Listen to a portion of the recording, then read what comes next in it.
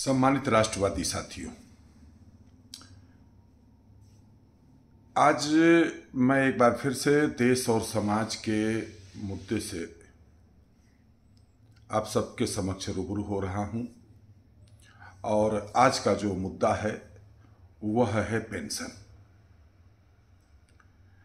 इस दौरान एक बार फिर से सोशल मीडिया पर ओपीएस के मुद्दे के ऊपर लोगों के विचार, सलाह, सुझाव और विभिन्न इलेक्ट्रॉनिक चैनलों पर इस पर बहसबाजी होते दिख रही है। हमारा भी निजी तौर पे यह मानना है कि पेंशन का नियम सभी के लिए एक समान होना चाहिए। और सभी के लिए एक समान का मतलब यह है कि हमारे जनप्रतिनिधि, माननीय सांसद, विधायक, माननीय सदस्य विधान परिषद, राज्यसभा सदस्य इत्यादि, इन लोगों के लिए सरकार का नियम है कि यह जितनी बार भी विधायक बनेंगे, सांसद बनेंगे, मान लीजिए कोई विधायक, जैसे अखिलेश यादव जी जो है पहले विधायक थे, अब सांसद हो गए, कल को ये सांसद न रहें, विधायक भी न रहें, तो इनको विधायकी की भी पेंशन मिलेगी और सांसदी की भी जो है पेंशन मिलेगी। आखिर ऐसा क्यों?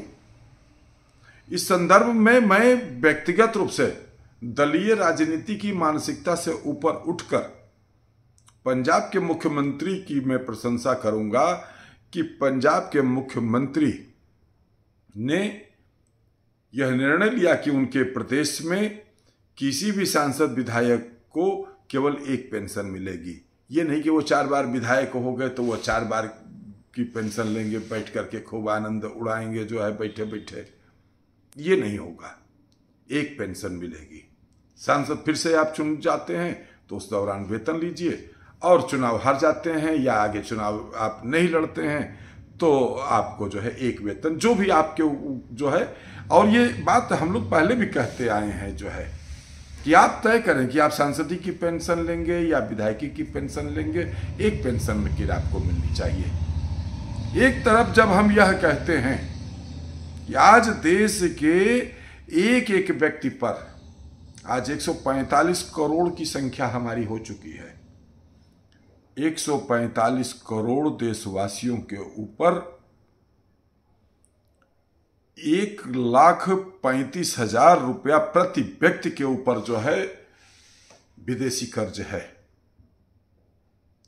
और उन स्थितियों में यह माननीय सांसद, विधायक, देखिए यह तो हर कोई जानता है कि अधिकांश लोग, हम सब पे यह बात लागू नहीं कर रहे हैं, अधिकांश लोग जो आर्थिक रूप से सक्षम होते हैं, समृद्ध होते हैं, बड़े उद्योगपति होते हैं, विभिन्न रूपों में आर्थिक रूप से मजबूत होते हैं, इस प्रकार के लोगों को ही पार्टियां टिकट देती हैं, ऐसे ही लोग चुनाव जीतते हैं।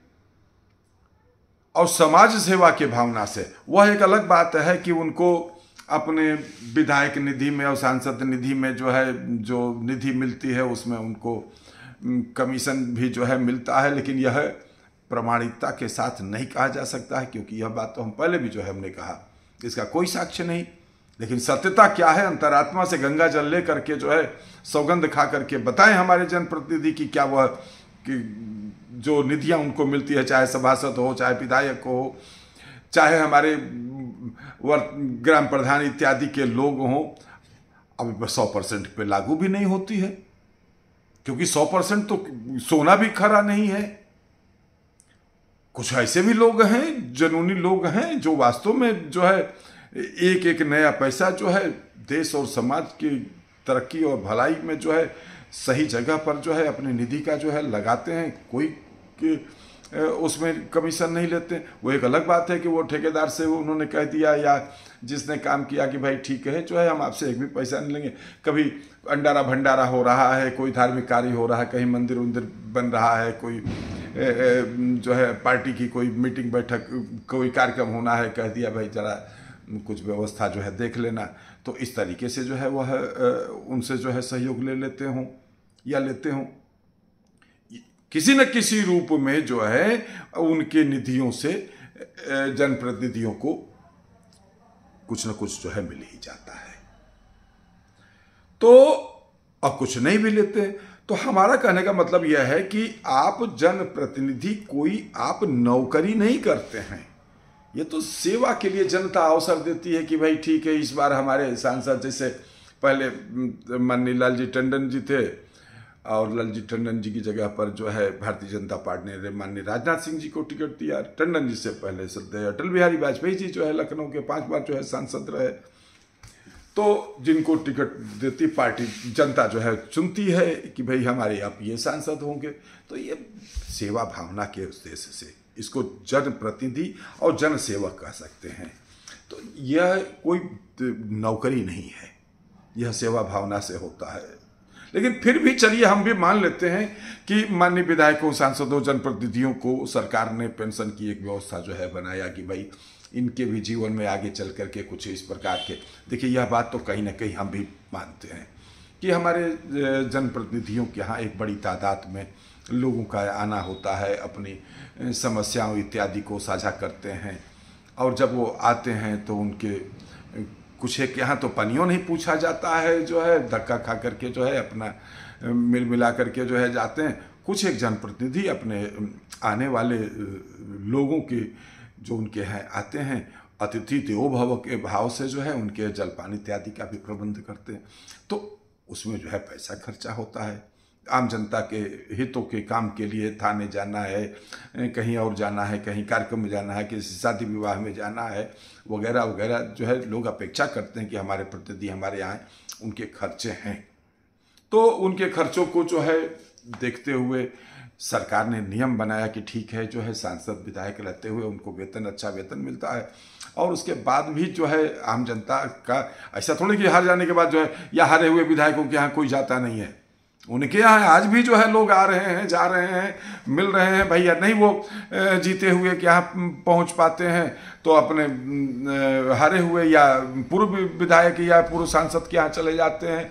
और पूर्व सांसद भी जब किसी अधिकारी को, किसी और को फ़ोन करता कि मैं पूर्व विधायक बोल रहा हूँ, तो एक बार जो है कोई अधिकारी, कोई महत्वपूर्ण व्यक्ति उसकी बात को गंभीरता से सुनता है और जो हो सकने लायक होता है तो उसको करता भी है। तो उनके यहाँ आज की डेट में भी वो पूर्व हो जाते हैं, फिर भी लोगों का आना जाना और जन समस्याओं के लिए वह लड़ते हैं, जूझते हैं। इन सब कार्यों में कुछ धन का व्यय होता है, तो उस धन के व्यय को देखते हुए ही सरकार ने उनके लिए पेंशन की व्यवस्था बनाई। हम उसको मानते हैं कि बिल्कुल सही है।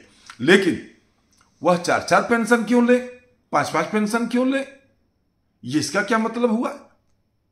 यहां कर्मचारी को आप एनपीएस से आप यूपीएस की वो कर रहे हैं और आप अपनी जो है रबड़ी मलाई जो है खाते रहेंगे। ये नहीं चलना चाहिए। मैं देश के यशस्वी प्रधानमंत्री नरेंद्र मोदी जी से अनुरोध करता हूं कि वह इस पे जो है कड़ा कदम उठाएं और यूपीएस अगर कर्मचारियों के लिए दी जा रही है तो जनप्रतिनिधियों को भी यूपीएस में ले आइए। जो पेंशन व्यवस्था हमसे आप कह रहे हैं कि जो है, अब वही गुड़ वाली बात है। एक गुरु जी के यहाँ जो है एक व्यक्ति गया और उसने कहा कि हमारा लड़का गुड़ बहुत खाता है। गुरु जी ने कहा कि जो है ठीक है, 10 दिन बाद ले आना। 10 दिन तक गुरु जी ने खुद गुड़ छोड़ा और उसके बाद उस लड़के से कहा बेटा गुड़ मत खाया करो, ज़्यादा गुड़ खाने से तुम्हारे दांत खराब हो सकते हैं। तो उस व्यक्ति ने कहा कि गुरुजी ये बात क्यों आज कह रहे हैं, पहले क्यों नहीं आपने यही बात कह दी? तो पहले उन्होंने कहा कि क्योंकि मैं पहले गुड़ खाता था। तो आज अगर यूपीएस की बात कर रहे हैं, एनपीएस की बात हो रही है, तो हमारा यह कहना है, भारत अच्छा दल ट्रस्ट की ओर से यह कहना है कि माननीय प्रधानमंत्री जी आपसे ही मुख्य रूप से जो है देश और देशवासियों को अपेक्षा है, एक समानता की नीति को लेकर के आगे आइए। सबसे पहले तो जो माननीय जनप्रतिनिधि जो कई एक पेंशन ले रहे हैं, इसको पंजाब की उस पर जो है तर्क पर, पंजाब की तर्ज पर पूरे देश भर में इसको लागू करवाने की कृपा करें। साथ ही जो पेंशन आप स्वयं ग्रहण कर रहे हैं वह पेंशन कर्मचारी को दीजिए, अन्यथा जो कर्मचारी को पेंशन आप दे रहे हैं वही पेंशन स्वयं भी ग्रहण करके एक इतिहास रचने का काम करिए कि हम सब समान हैं। यह समानता का एक सिद्धांत है, समरसता का सिद्धांत है। और यह हम अनुरोध करते हैं कि माननीय प्रधानमंत्री जी, देश के अन्य प्रदेशों के माननीय मुख्यमंत्रीगण कृपया पेंशन की नीति के ऊपर एक बार पुनर्विचार करें, अन्यथा कर्मचारी समुदाय के बीच में असंतोष सदैव बना रहेगा। यह समय पूरी तरह से असंतोष को समाप्त करने के लिए one nation one election one pension one rank pension का पूरा सिद्धांत पूरे देश पर लागू किया जाए, ये हमारा व्यक्तिगत रूप से अनुरोध है। हमारे संगठन भारत रक्षा दल ट्रस्ट की ओर से आपसे अनुरोध है। धन्यवाद। जय मातृभूमि, जय भारत।